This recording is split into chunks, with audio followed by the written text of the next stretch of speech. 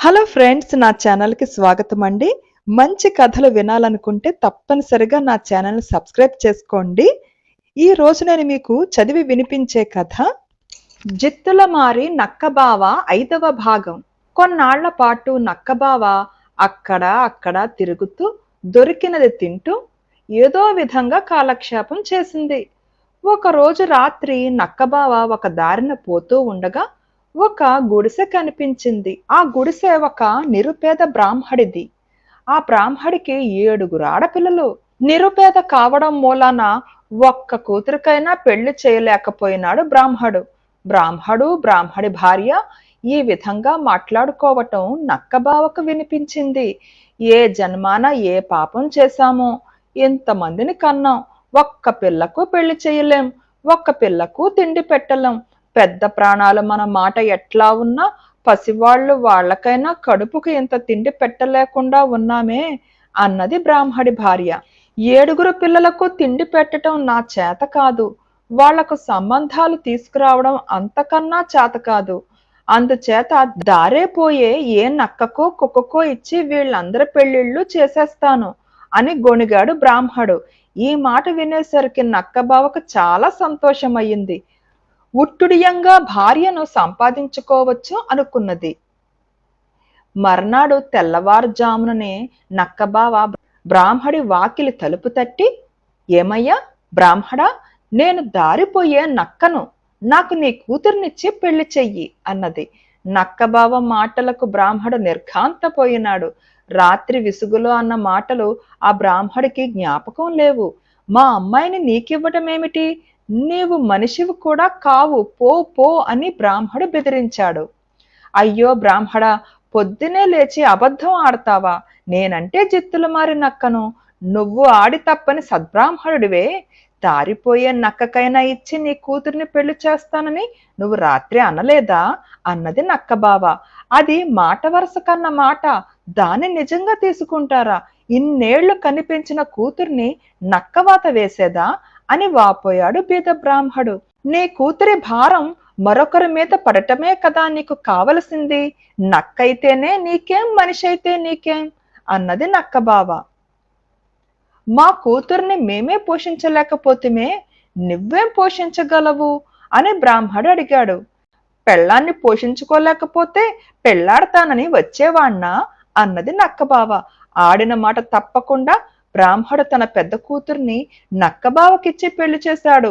బ్రాహ్మడి కూతురు నక్కబావ వెంట కాపరానికి వెళ్ళిపోయింది. కొద్ది రోజులు గడిచాయి. ఇంట్లో ఒక మనిషి తగ్గిందన్న సంతోషం లేదు. బ్రాహ్మడి కుటుంబం దరిద్ర బాధకు, ఆకలి బాధకు తట్టుకోలేకుండా ఉంది. బ్రాహ్మడి భార్యకు పెద్ద కుమార్తెను గురించి విచారం కూడా నానాటికి జాస్తి అయ్యింది. అయ్యో, మా కూతుర్ని బతికి ఉండగానే నక్కవాత వేస్తిమే అని ఆవిడ శోకాలు పెట్టసాగింది. తన కూతురు ఎట్లా ఉన్నది చూడటానికి బ్రాహ్మడు ప్రయాణమయ్యాడు. తన మామగారు తన కోసం వస్తున్న సమాచారం కనిపెట్టి నక్కబావ ఎదురు వచ్చి బ్రాహ్మణ్ణి ఒక రాతి మీద కూర్చోబెట్టి కుశల ప్రశ్న చేసింది. మా అమ్మాయి ఎక్కడా, మీ ఇల్లెక్కడా, కులాసాగా ఉందా, అసలు జీవించి ఉందా అని బ్రాహ్మడు ఆదుర్దాగా అడిగాడు. మీ కూతురు గురించి మీకేమీ చింత అవసరం లేదు, కులాసాగానే ఉంది, ఇక్కడే ఉండండి, ఇప్పుడే తెస్తాను, మీరు మాత్రం మా ఇంటికి రావడానికి వీల్లేదు అని నక్కబావ వెళ్ళిపోయింది. కొద్దిసేపట్లో నక్కబావ బ్రాహ్మడి కూతురు తిరిగి వచ్చారు.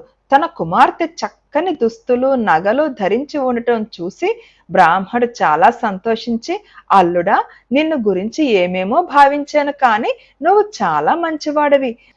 మేమంతా ఆకలితో అలమట పడుతున్నందున మాకేదైనా దారి చూపించుదు అని బ్రతిమాలాడు.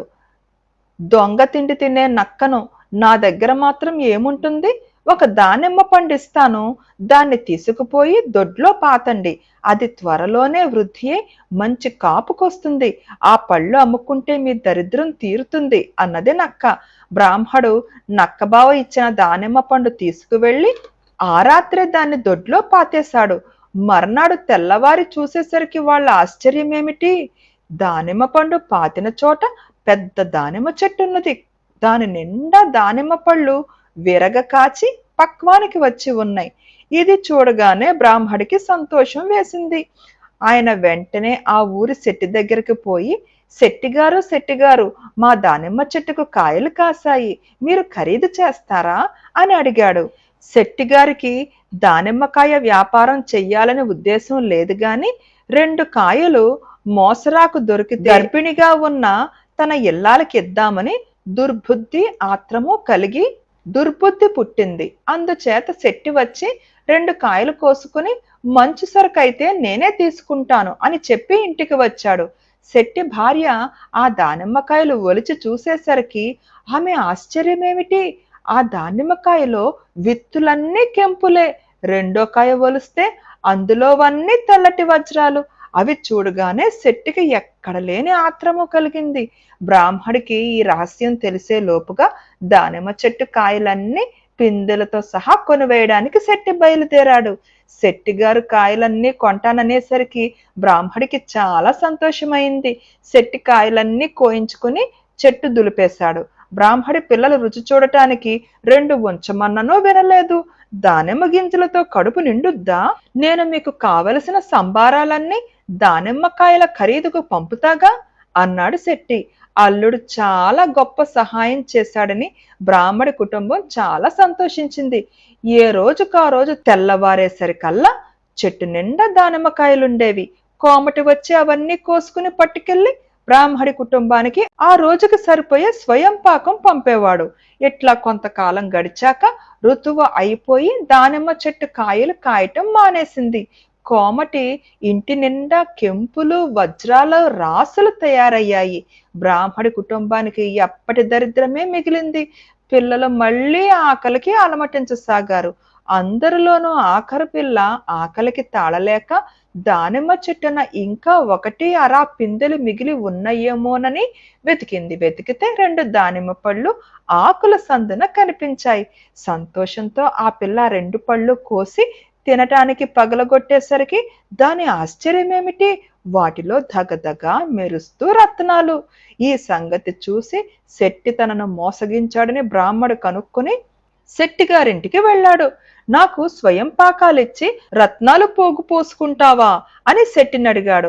నీ రత్నాలు నాకు తెలీదు, అవతలికి పో అని శెట్టి బ్రాహ్మణ్ణి వీధిలోకి గెంటాడు.